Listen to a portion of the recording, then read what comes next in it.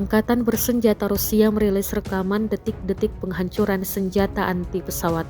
Rekamannya beredar di Telegram pada Selasa 14 Mei 2024.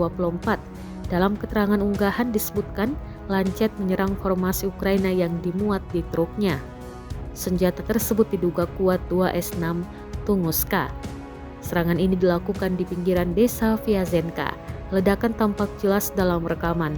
Beruntung tak ada korban jiwa yang dilaporkan dalam serangan ini. Perang Rusia-Ukraina telah memasuki hari ke-812 pada Rabu 15 Mei 2024. Tentara Ukraina mengakui Rusia mencapai keberhasilan taktis setelah melancarkan serangan darat ke Kharkiv pada Jumat 10 Mei 2024. Saat ini pasukan Rusia bergerak menuju Vochansk, sekitar 5 km dari perbatasan Rusia, serta Lipsy di utara Kharkiv.